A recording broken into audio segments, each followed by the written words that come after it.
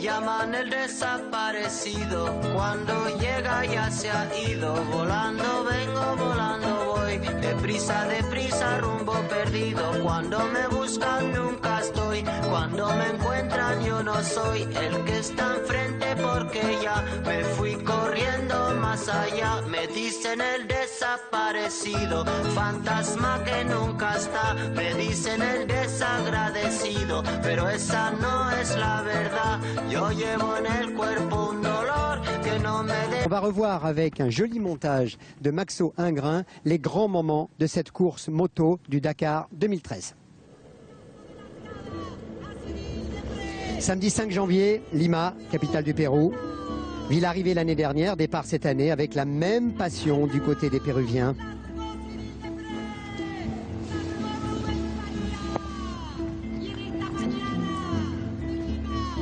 La même passion, la première spéciale est courte.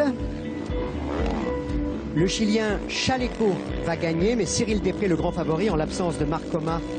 Cyril Després va terminer 5e de cette première étape et déjà les amateurs mangent du sable.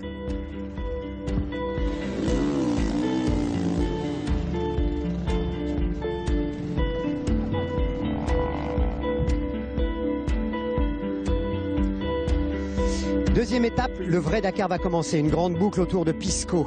Des pistes rapides, ensuite de la navigation et il y aura déjà des dunes. Avec la première victoire d'une des grandes révélations de ce Dakar 2013, c'est Johan Barreda. Sa moto est une Husqvarna, il se montre rapide et efficace. Pour le Chilien Cabrera, figure de rodéo.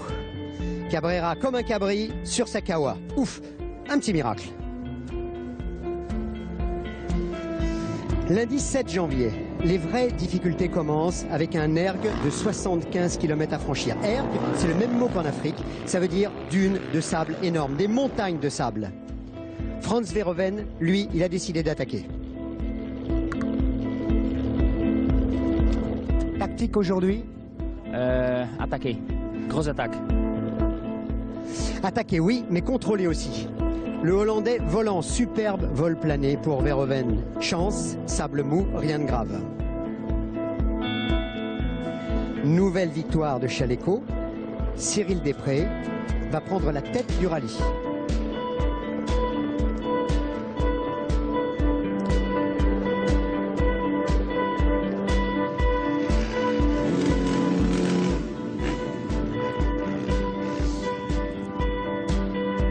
Et pendant ce temps-là, Alessandro Zanotti cherche de l'essence. Direction la cabane du pêcheur. Et le petit bidon sauveur.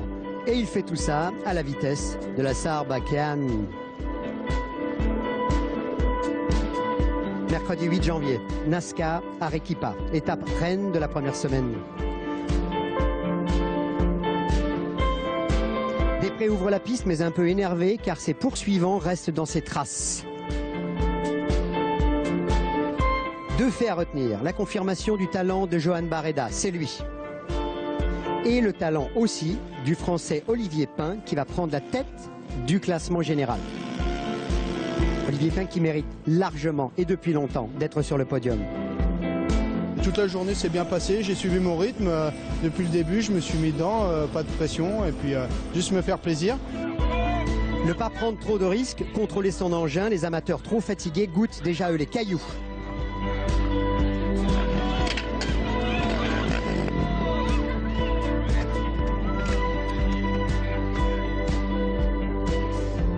Très dure l'étape de la veille. Alors les organisateurs ont décidé d'alléger la 5e étape vers Arica. On entre au Chili. Barreda, premiers ennuis. La navigation d'abord, il se trompe. Ensuite, pépin mécanique, obligé de s'arrêter. Du côté français, le ciel bleu. Les deux Yamaha font l'actualité. David Casteux va gagner. 3e victoire dans le Dakar. Et Olivier Pain, lui, s'installe aux commandes du classement général. Et c'est mérité.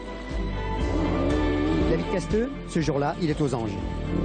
Je prends tout ce que je peux prendre et puis je gobe tout, les paysages magnifiques, la piste, la sensation sur la moto, le plaisir avant tout et puis après, Inch'Allah. Inch'Allah. Inch'Allah, ce sera la 6e étape, jeudi 10 janvier, Arica, Calama. On retrouve le grand désert d'Atacama, les sables, les dunes, le fèche-fèche. Et une nouvelle victoire de Chaleco Lopez.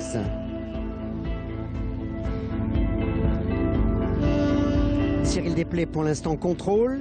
Olivier Pain est toujours premier au classement général. Mais Cyril Després, très régulier, se rapproche. Il se rapproche des jeunes loups, comme il le dit. Vendredi 11, on passe le Chili en Argentine. On traverse la cordillère des Andes. Drame dans la descente. Accident de la circulation mortelle pour Thomas Bourgin, un jeune motard qui percute une voiture de gendarmerie. La fusée courte Caselli en orbite. Il explose le chrono ce jour-là. Première victoire pour l'Américain dans le Dakar.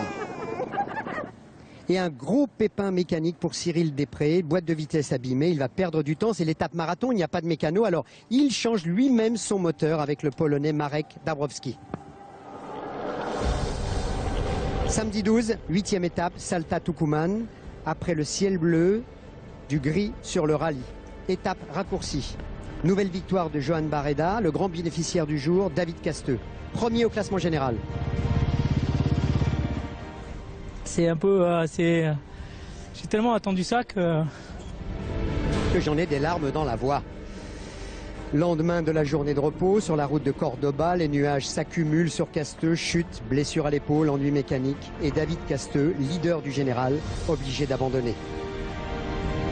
10e étape, Cordoba-La Riora. Longue piste glissante, démonstration de Cyril Després, du patron, qui avait coché sur son carnet de route cette étape-là. C'était important de marquer d'un coup de poing sur la table. Là, voilà, je suis là. Il prend la tête du rallye et nous sommes dans la 11e étape entre la Riora et Fiambala. Fiambala coincé entre la cordillère des Andes et les montagnes de dunes. Fiambala où il se passe toujours quelque chose. Cette année, le film, c'est Rio en furie. Les meilleures passes, Cyril Després d'ailleurs préfère passer à pied par précaution. Et les amateurs, eux, se débrouillent comme ils le peuvent. Jeudi, retour au Chili et retour dans le désert d'Atacama. Les grands espaces, le style western. Tous les chasseurs de primes sont aux trousses du français, mais ils ne craquent pas. Cyril Després, solide, leader du rallye.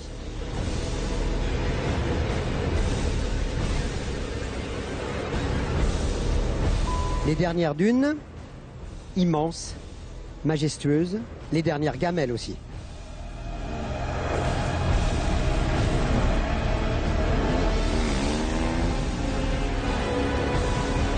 13e étape, l'avant-dernière, Copiapó-La Serena, 441 km. Chaleco sur son terrain s'impose. Il est chez lui, ce sera sa 10e victoire. Mais Després, avec expérience, le voici, contrôle la situation. Bilan de ce Dakar 2013, la révélation c'est Johan Barreda, 4 victoires. La confirmation du punch de Chaleco, 5 victoires. Et les bonheurs en bleu pour David Casteux et Olivier Pain. Et Cyril Després, donc, qui gagne le rallye Dakar 2013 et qui donc gagne son 5e Dakar.